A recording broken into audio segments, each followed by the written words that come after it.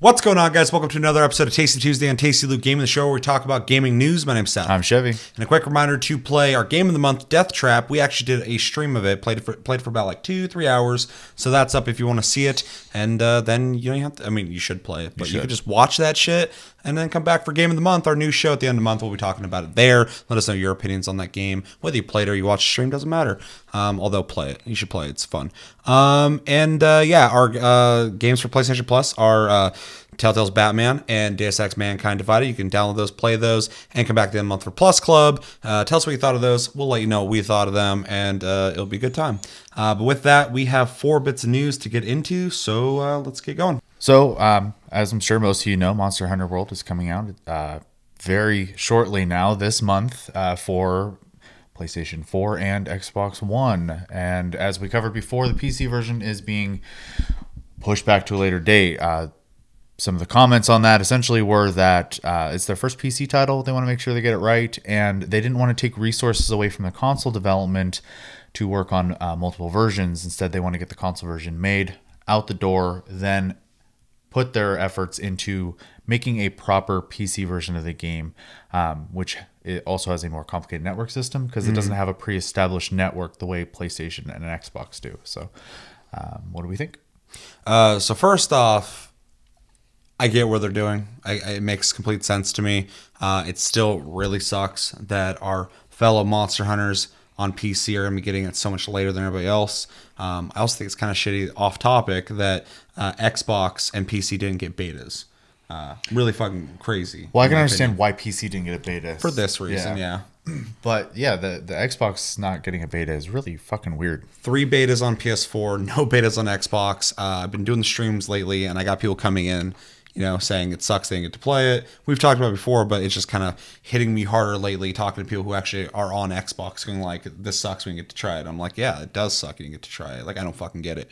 Off topic, but something I wanted to address. So it does suck that PC's getting it later, but I get where they're coming from, specifically when I think back to when Dark Souls originally came out for PC. They also did not have a whole lot of experience putting out games on PC, and Dark Souls had to be fixed by the community to make it playable. So I would hate to see that happen with Monster Hunter World. So I, in a way, do appreciate that they are going to take their time to make sure that this absolutely does work, and it's beneficial to PC. Because the worst thing they could do is release the game and fuck it up. Right. So sucks on the wait, but it's completely understandable, especially with examples already out there of people not doing this. So I mean, yeah, it makes sense. It's a necessary evil, I guess, making people wait longer, but they got to do it. Yeah, I mean, and I completely agree. Like, obviously it sucks because who knows, when the PC version of this is going to come out, and they're going to watch everyone else play it, which is a bummer. But for months. But I, with you as well, I understand that they got to do that, and it's got to be right when it comes out. So I wish they would have planned around that fact a little better. That would have made a huge difference. But they're doing what they got to do. So I mean, you guys get it eventually. I'm sure it'll still be awesome. Yeah, no, it's still gonna be good. It's also interesting to note that they have the whole team working on the console to make sure it's going to be right, and then they're going to be moving everybody onto PC. So I mean, like, aside from the wait, they are handling this the best way you could. Right. They're not. I mean, they're putting all their resources into making sure both releases are as good as they can be. So, and playing the beta, I mean, the game feels finished. The servers, we didn't have any issues. There's only a couple of visual things I noticed that were like birds were flying through the ground. I saw that like once, but like that's small shit that doesn't matter. You're gonna find that in any game, right? So I mean, like it was a good beta. The betas that I have participated in have been solid. So obviously they're doing everything correct, in my opinion. Yeah. So let us know in the comments what you think about that. Do you think it's there's merit to them taking their time with this? Obviously, it sucks waiting. I feel you on that one. But do you think it's going to release and it's going to be great? I hope so. Because like I said, Dark Souls, the original one, had a really bad release on PC, but it's all good now. And speaking of Dark Souls, second bit of news, Dark Souls Remastered has been announced. It's coming out for PS4, Xbox One, and PC, and just now announced it's also coming out for Nintendo Switch. It's going to be upscaled to 4K resolution with 60 frames per second when playing on PlayStation 4 Pro system, Xbox One X, and PC. It'll be at 1080p resolution with 30 frames per second on the Switch when it's in TV mode. They said that from their first timid steps to absolute mastery, players will build their characters by strategically adapting to daunting foes, exploring haunting locations, and amassing a large collection of weapons, armor, and magic spells to utilize for a truly unique playstyle.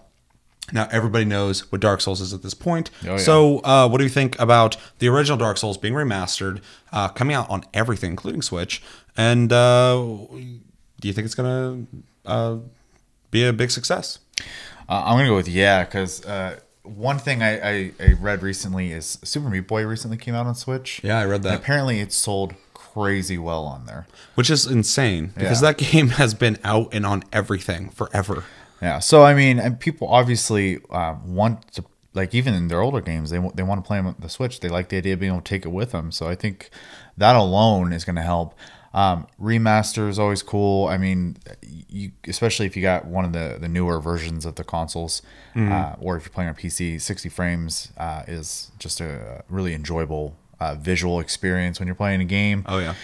And 4K resolution is a nice perk as well. Obviously, the game wasn't designed that way, so it's upscaling. It's not going to be that amazing, but it will still be nicer looking, which will be cool. I also think it's interesting. I guess they announced in Japan that there is a collector's edition coming out that comes with all three of them for PS4. Yeah, that'll come with the remastered Dark Souls, Scholar of the First Sin, which is Dark Souls 2 remastered, but they put enemies in different locations and made the game more difficult. I actually am a fan of the original one more than the new one, but the new one's interesting. And then Dark Souls 3, the Fire Fades edition, which will have all the DLC, which is a pretty cool pack. I hope they fucking release that here. Yeah. I already own all these games, but I would almost want to buy that, especially if it had cool. This is how dumb I am. If it had cool like art on the case or something like that. So it's just the collector's aspect at that point. And there's a collector's edition, but we're not talking about that. Yeah, no, I agree. The Super Meat Boy thing is an interesting. We already talked about that, but like that came out again and it did really well. Dark Souls is beloved by a lot of people. I think it's going to do well as well. I'm excited though that they're going to be putting this on PlayStation and Xbox and Switch though, better looking, because I had it and played it on PC. I had to download mods to get the game to work correctly, but it looked great. In fact, at the time, it looked visually better than Dark Souls 2, in my opinion, on PC. It was really weird. The lighting was better, the shadows were better, stuff like that. Later, of course, they updated Dark Souls 2 and made it look great too. But yeah, it's just a super solid game, in my opinion, timeless. I can still go back and play fucking Demon Souls. So not online for much longer though. No. But yeah, I'm excited for this. I like I said, I already have the other two on PS4, so I'll definitely be picking this up. I'm wondering if it's going to be like Scholar of the First Sin though, or if it's just going to be the game itself. I really hope it's just the game. I'm pretty sure it's the latter of what you said. Also, this is kind of a nice little note here. The remaster will support 6 players for the online multiplayer. I believe it was 4 before, so. I don't remember. Yeah, because I always get kind of confused with Dark Souls because I always think like, oh, I can play with one other person, and then there's videos of people with like 3 people running around and shit. So I mean, like, it's 6 people. I that's a lot of people. Yeah. I don't think the original had 6. So like you said, so I think it was let us 4. know in the comments if you know for sure. I'm sure that's an easily looked up thing we haven't done. Yeah, I think it's awesome. The biggest thing here though that I'm excited about is I like that it's coming to Switch. Right. I like that everything's coming to Switch, that's the bigger news here for me. It's like, great, they have a console that anything can come out on, and it is. So playing Dark Souls portably is gonna be dope. I mean, like, yeah, and you know, we've said it before, that was just really smart of them to make a portable system that isn't like so far behind their competition. Well, I guess they don't really consider them competition, but that games can come out for both, even if they are, you know, obviously graphically lesser. That it's not so far that they can't do it though, you know, which is great. And then so you do get the ability to play those games. I mean, I rebought Stardew Valley It's just so because it's portable now. So, Oh, for Switch? yeah. Really? It'd be interesting trying it on a console. Yeah. Anything else you want to say on Dark Souls? No. Let us know in the comments. You're excited for Dark Souls Remasters. Will you be picking it up? And if you are going to pick it up, what will you be picking it up on? Are you a big fan of Dark Souls? Tell me all you think about Dark Souls. Do you want a new one? I know they said they're done with it, but they sure as fuck keep re-releasing them. And you know they're going to make another one. Yeah, let us know. Third bit news. All right. So, we have CES, I believe is done now. It happened in Vegas as usual. And we're going to do some bullet points real quick about the HTC Vive Pro, which they talked about. So some of the new features for it, it's going to have a 2880 by 1600 AMO LED display, which is going to be 78% sharper. The field of view will remain at 110 degrees. New ergonomic design that is more comfortable and balanced than its predecessor. Built-in headphones with better noise cancellation and a dial to adjust the tightness. Dark navy blue appearance and 2 front cameras instead of 1. Ships with Valve's new lighthouse trackers, which allow for more tracking space and up to 4 may be paired for larger play spaces.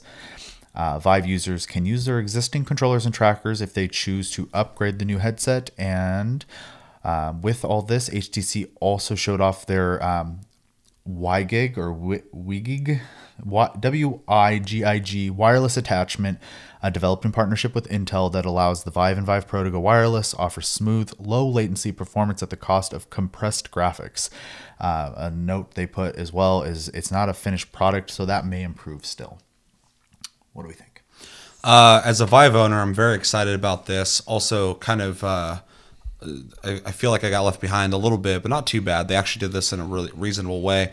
But I'm just going to break it down. Visually, the design of it looks cool. It looks like the Vive. I really like the color. It does seem kind of premium, and it's like navy blue dark coloring. The headset looks like it kind of follows the attachment you could get for the original Vive, where it would go on your head and have this headphones. These ones kind of roll from the back now, though. I watched a video on it. I might throw it in the video to show you guys. And it looks super comfortable. The visuals being better by 78% or whatever, sharper is huge, because that's probably the biggest thing people complain about. They don't expect the visuals to not look the same as on PC, and it's because you're running 2 versions of the game at the same time, so they got to be able to do that. So for me, that's awesome, and it'll be awesome too when you show people it, because there are a lot of people still haven't used the Vive. They'll get a cleaner visual, because it does look kind of grainy in VR. Vive, in my opinion, is the best looking, though, of all the VRs that I've tried. So it's just improving that even more, which is awesome. I really want to know price point on this, because I'm interested in it. If you can even just replace the thing. You can just buy a new headpiece. Yeah, that'd be cool. But a thing that's really cool is the wireless adapter you can buy for your prior Vive as well, which I will most likely be doing. I'm hoping they'll be reasonable in price, but I'm really excited about this. Especially being able to use your headset wirelessly is huge. I'm hoping it'll last at least 2 to 3 hours. I think that'd be reasonable. 1 hour would suck. That'd be I don't know if I'd buy it. I'd rather just use the cords. Anytime I do like a VR session, I try, because you have to set it up. Soon I won't have to. I try to at least, make an event out of it. I'm going to be doing this for a while, so I would hate to be cut short with something that doesn't last very long. But all in all, I'm very excited about this. I'm super excited about VR in general, so seeing it growing and changing is exciting, and I can't wait to see one of these in person. So yeah. So I mean, one of the things that you had brought up about like it being grainy, they had said that unless you can still see the pixels, but you have to like look for them now, which is nice. Yeah. So it's not just going to inherently happen.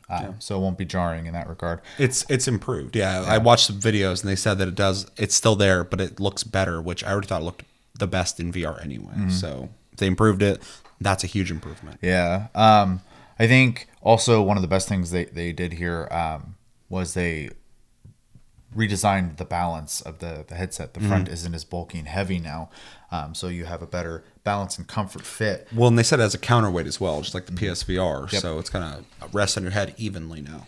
Yeah, so that was probably the hardest part for the Vive, in my opinion, especially someone who wears glasses.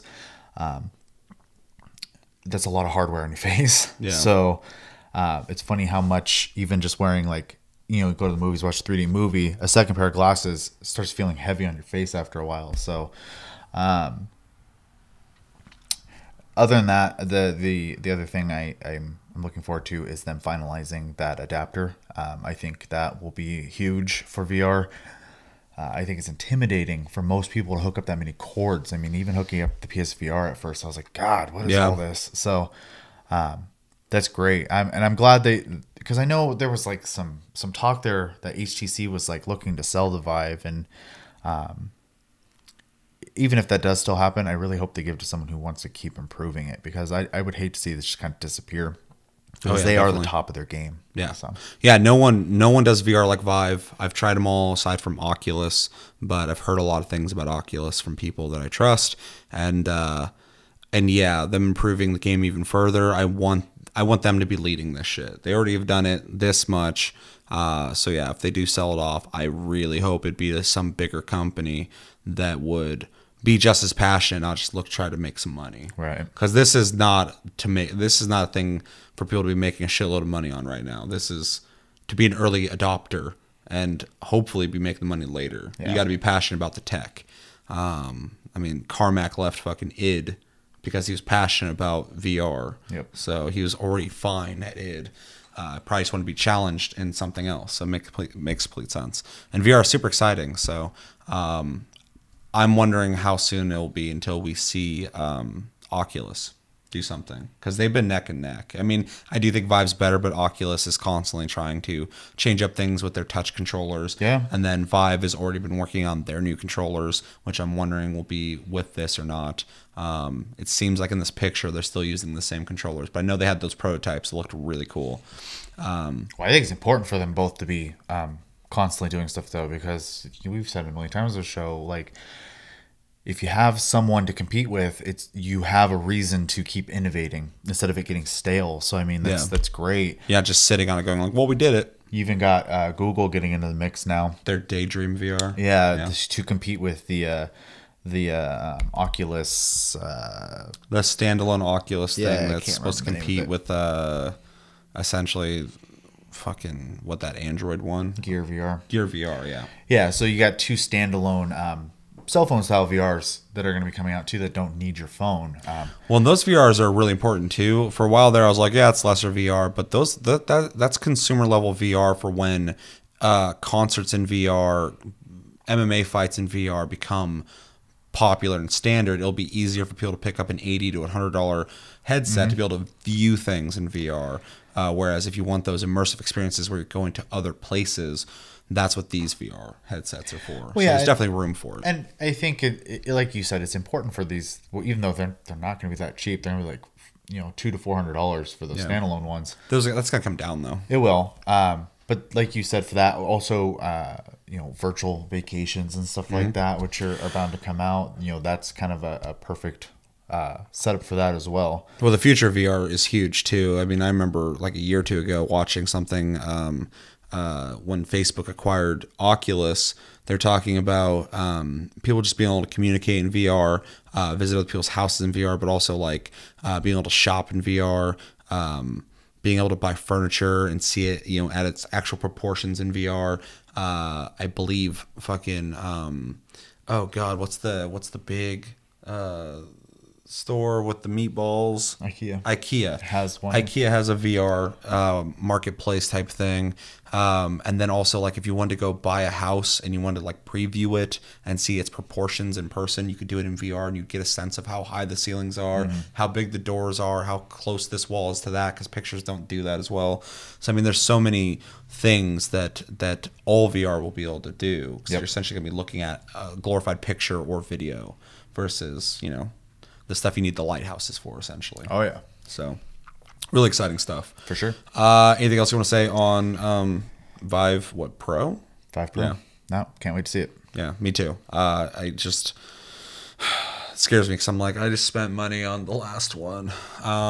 It's still relevant. Yeah, it is. And like I said, that attachment's coming out. So that's really what I want.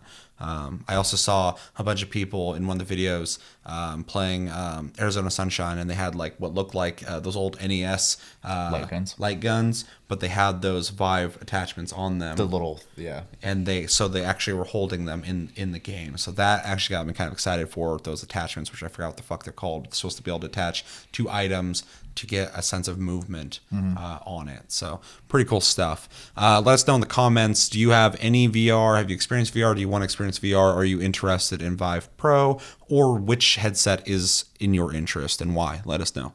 I definitely want to know that because I don't think people are as pumped about VR as they should be. Take it from me. We got like, what, 3 headsets in this house? So quite a bit.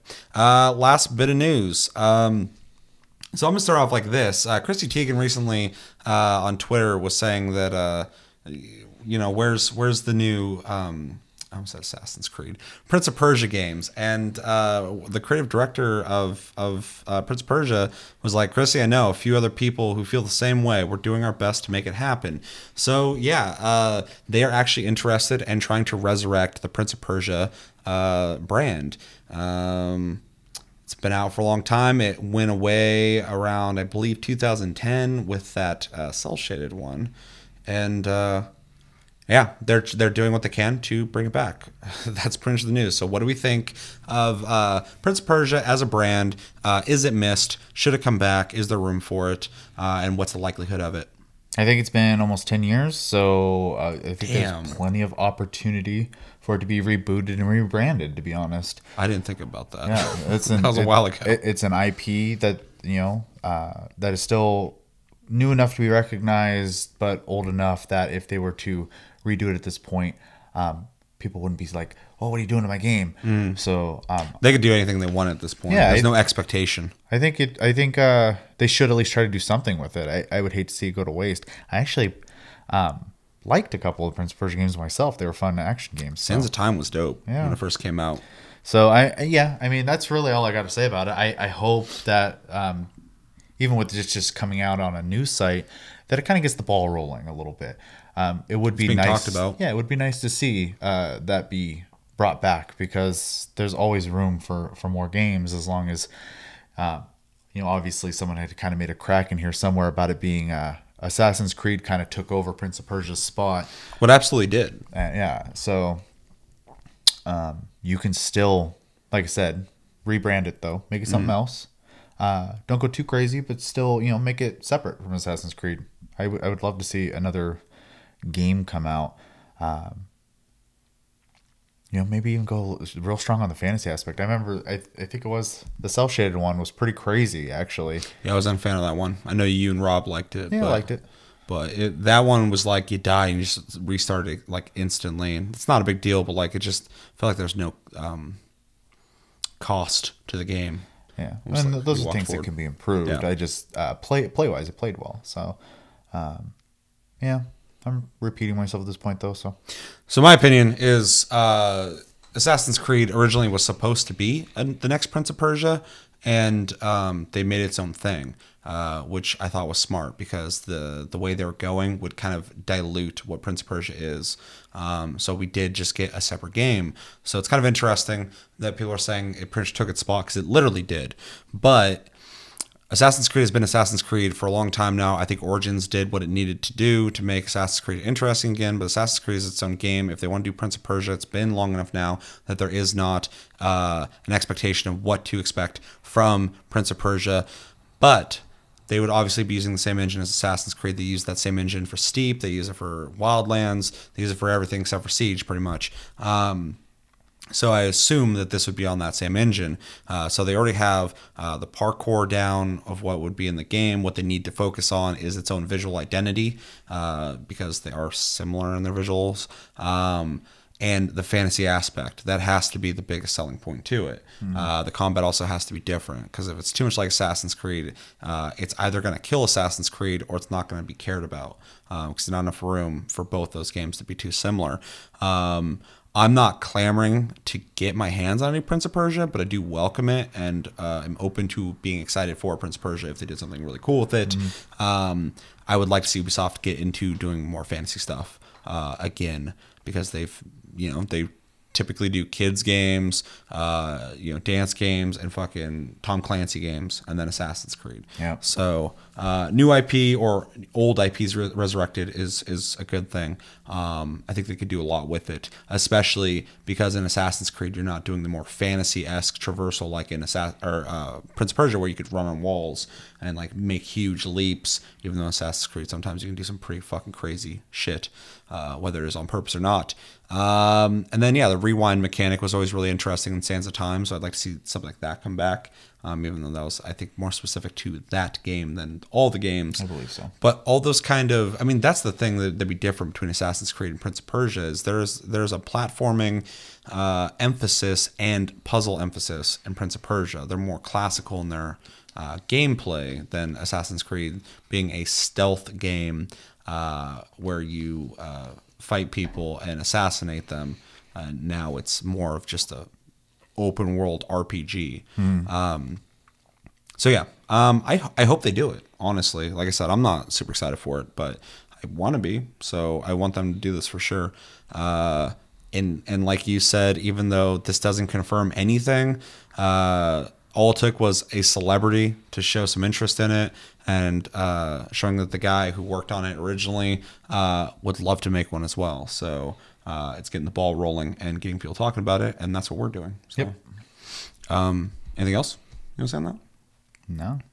Let us know in the comments. What do you think about a new Prince of Persia? Would you want one? Did you like the series before? If they were to make a new one, what would you want them to do with it? What would make a Prince of Persia game something you'd want? That's not too much like Assassin's Creed, or do you not care? Do you think they could be fucking the same? I doubt you think that, because that'd be a weird thing to think. But let's know. But that's gonna do it for this episode of Tasty Tuesday on Tasty Loot Gaming. As always, thank you for watching. Make sure to like and subscribe if you enjoyed this episode. Make sure to check out other episodes. I can't talk right now. Check us out on Tumblr, Twitter, and Facebook at Tasty Loot Gaming. Check out the streams on channel if you missed them. They're uploaded. Check me out on Twitch at Sleep Division, all one word. And as always, thanks for watching, guys. My name's Seth. I'm Chevy. And I've had too much caffeine. I can't talk right now. And until the next episode, we are doing a TLG Reacts this week and a Taste of Cast. So 2 more episodes come out this week. Make sure to check them out. But until then, have a good week, guys, and take it easy.